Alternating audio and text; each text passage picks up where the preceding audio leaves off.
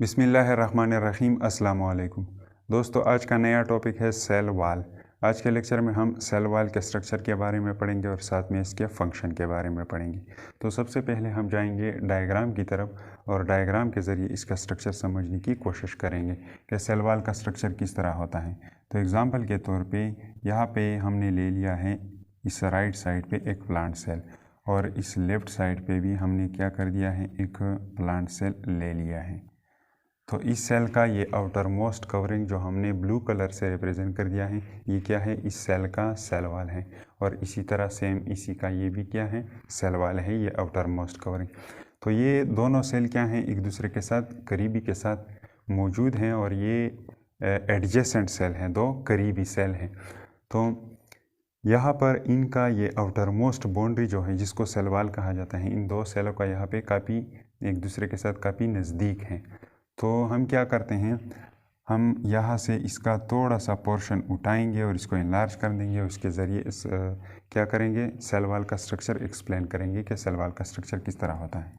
तो यहाँ से हमने थोड़ा सा पोर्शन उठा दिया और इसको यहाँ पे क्या कर दिया, इनलार्ज कर दिया। तो सबसे पहले आते हैं इस साइड की तरफ। तो यहाँ पे आप लोगों को ये ब्लैक लाइन नज़र आ रहा होगा, ये क्या है, ये है सेल मेम्ब्रेन। सेल मेम्ब्रेन, ये सेल मेम्ब्रेन है। इस राइट साइड पे जो प्लांट सेल है, इसका सेल मेम्ब्रेन है। और सेल वाल जो होता है, ये बेसिकली 3 लेयर से बना होता है, 3 लेयर से बना होता है। नेक्स्ट वन, आप लोगों को यहाँ से लेके यहाँ तक एक दूसरा पोर्शन नज़र आ रहा होगा। इस पोर्शन को कहा जाता है सेकेंडरी वाल। सेकेंडरी वाल। और ये क्या होता है, सेल वाल का एक पोर्शन है ये सेकेंडरी वाल।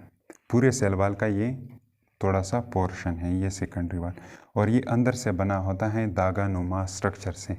यहाँ पे आप लोगों को ये ग्रीन लाइन नज़र आ रहे होंगे, ये क्या है, वो दागा नुमा स्ट्रक्चर्स हैं जिनसे सेकेंडरी वाल बन चुका है।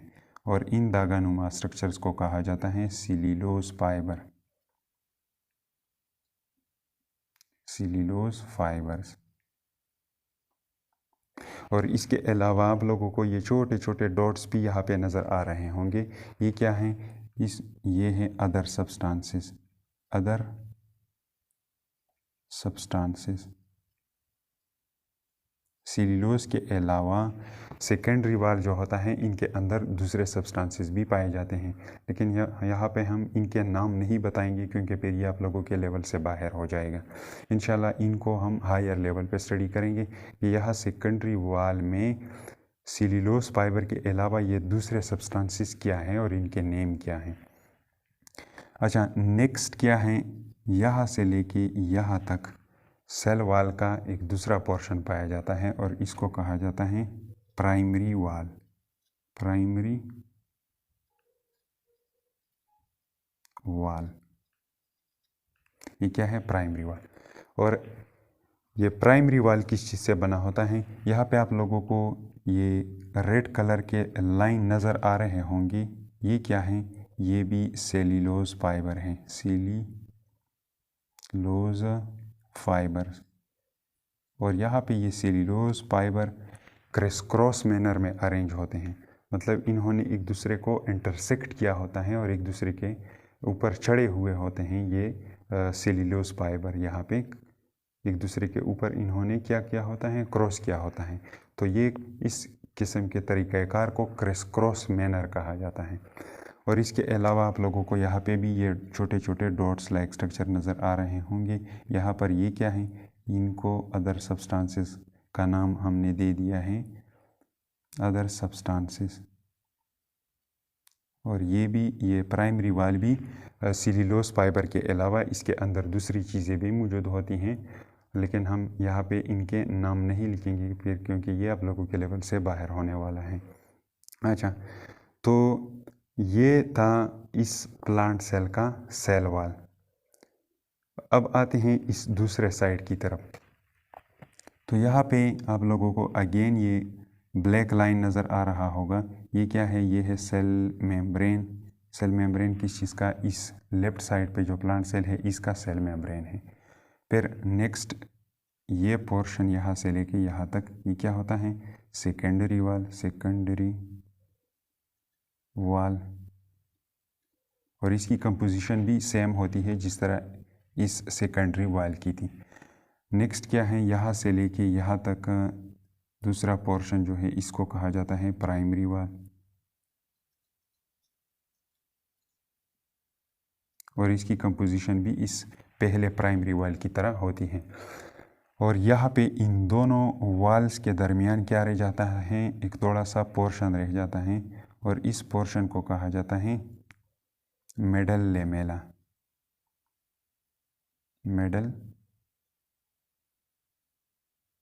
लेमेला।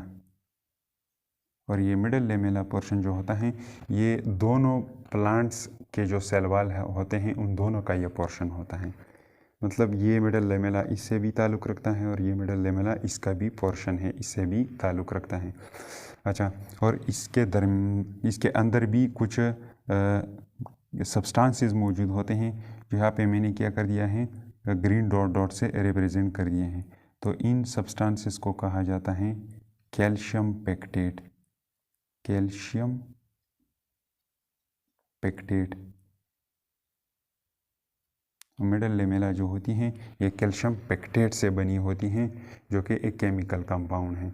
अच्छा, तो ये था स्ट्रक्चर ऑफ सेल वॉल। यहाँ पे आप लोगों को एक वर्ड्स में थोड़ा सा एक्सप्लेन करूँगा, ये सेल्यूलोज क्या होता है। सेल्यूलोज, सेल्यूलोज जो होता है एक मैक्रो मॉलिक्यूल है। मैक्रो मॉलिक्यूल का मतलब क्या है, मतलब ये एक बड़ा मॉलिक्यूल है जो छोटे छोटे यूनिट से बना होता है, और वो छोटे छोटे यूनिट क्या हैं, ग्लूकोज मॉलिक्यूल। ग्लूकोज, बहुत सारे ग्लूकोज मॉलिक्यूल एक दूसरे के साथ अटैच होते हैं और इन्होंने एक दागा नुमा स्ट्रक्चर बनाया होता है, और फिर इस दागा नुमा स्ट्रक्चर को क्या कहा जाता है, इस दागा नुमा स्ट्रक्चर को सेल्यूलोज कहा जाता है। अब आते हैं इन सब चीज़ों को रिवाइज करते हैं। तो सबसे पहले है cell wall. It is non living structure. ये क्या होता है, नॉन लिविंग स्ट्रक्चर होता है, मतलब इसके अंदर कोई मेटाबॉलिक एक्टिविटी नहीं होती, इसके अंदर कोई प्रोसेस वगैरह परफॉर्म नहीं होता, इसलिए ये नॉन लिविंग पार्ट होता है।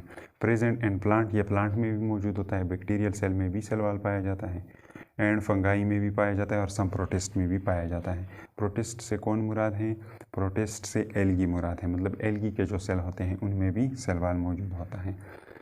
लोकेशन ये मौजूद कहाँ पे होता है cell wall, cell wall is located outside of the plasma membrane. ये प्लाज्मा मेम्ब्रेन से बाहर मौजूद होता है, आउटसाइड पे मौजूद होता है। कंपोजिशन, सबसे पहले क्या है, प्लांट सेल। प्लांट सेल का जो सेल वॉल होता है उसका मेजॉरिटी पोर्शन जो होता है ज़्यादातर वो सेल्यूलोज से बना होता है। नेक्स्ट वन है फंगाई सेल। फंगाई सेल का जो सेल वॉल होता है वो एक दूसरे केमिकल सब्सटेंस से बना होता है जिसको काइटिन कहा जाता है। थर्ड वन है बैक्टीरियल सेल। बैक्टीरियल सेल का सेल वॉल जो होता है एक दूसरे केमिकल से बना होता है जिसको म्यूरिन कहा जाता है। और एल्गी का सेल जो होता है उसका सेल वॉल वेरिएबल सब्सटेंस से बना होता है, मुख्तलिफ़ किस्म की चीज़ें उसके अंदर मौजूद होती हैं। यहाँ पे chitin, murein and variable substances, इनमें हम ज़्यादा डिटेल में नहीं जाएंगे क्योंकि फिर ये आप लोगों के लेवल से बाहर हो जाएगा। इसके बारे में इंशाल्लाह हम हायर लेवल में स्टडी करेंगे कि ये काइटिन आखिर कौन से केमिकल सब्सटेंस है जिनसे ये बन चुका है, म्यूरिन कौन से सब्सटेंस से बन चुका है, और फंगाई के सेल वॉल के अंदर जो वेरिएबल सब्सटेंसेस मौजूद होती हैं वो क्या हैं। नेक्स्ट क्या है, स्ट्रक्चर। सेल वॉल का structure, it is composed of 3 layer. Cell wall जो होता है बेसिकली 3 लेयर पर मुश्तमिल होता है। सबसे पहले है primary wall, it is the outermost layer, ये सबसे बैरूनी लेयर होता है of cell wall. Cell wall का which is made up of cellulose and other substances, ये सेल्यूलोज से भी बना होता है और अदर सब्सटेंसेस से भी बना होता है। Cellulose fibre are arranged in criss cross manner, यहाँ पे cellulose fibre criss cross manner में अरेंज होते हैं, मतलब एक दूसरे को इन्होंने इंटरसेक्ट किया हुआ होता है, इसी तरह के तरीक़ाकार से यहाँ पे ये अरेंज होते हैं। सेकेंडरी वॉल, सेकेंडरी वॉल क्या है, it is made up of cellulose, ये भी सेल्यूलोज से बना होता है, एंड अदर सब्सटेंसेस, और दूसरी सब्सटेंसों से ये बन चुका है। It is the second layer, ये दूसरा लेयर है, लाई बिलो द प्राइमरी वॉल, जो प्राइमरी वॉल की नीचे मौजूद है। इट इज़ थिक, ये मोटा होता है, एंड रिजिड और सख्त होता है देन द प्राइमरी वाल। प्राइमरी वाल की बनिस्बत ये थोड़ा मोटा भी होता है और थोड़ा बहुत सख्त होता है।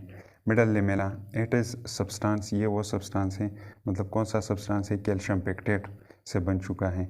Between primary wall of two adjacent cell, यहाँ पे ये दो करीबी सेल जो है एडजेसेंट सेल, इनके दरमियान ये रीजन जो है, इस रीजन को मिडल लेमेला कहा जाता है और ये एक सब्सटेंस से बना होता है जिसको कैल्शियम पेक्टेट कहा जाता है। अच्छा, नेक्स्ट आते हैं फंक्शन की तरफ। इस सेल वॉल का फंक्शन क्या होता है? प्रोटेक्ट द इनर साइटोप्लाज्म, ये अंदरूनी साइटोप्लाज्मिक एरिया को प्रोटेक्शन देता है। It gives support to the plant cell, यह प्लांट सेल को सहारा भी देता है। Give shape to the cell, ये सेल को एक स्पेसिफिक शेप भी देता है। Provide turgidity to the cell, और इसके साथ साथ सेल को टर्जिडिटी, सख्ती भी ये प्रोवाइड करता है। लास्ट में आप लोगों से एक क्वेश्चन पूछना है, इस क्वेश्चन का आंसर आप लोग कमेंट बॉक्स में दीजिए। अगर कुदरत ने इस सेल वॉल को एनिमल सेल के अंदर, फॉर एग्ज़ाम्पल ह्यूमन बीइंग जो होते हैं, इनके सेलों के अंदर पैदा किया होता, तो इससे बेनिफिट होता या हमारे लिए इसका नुकसान होता? इसका जवाब आप लोग कमेंट बॉक्स में दीजिए।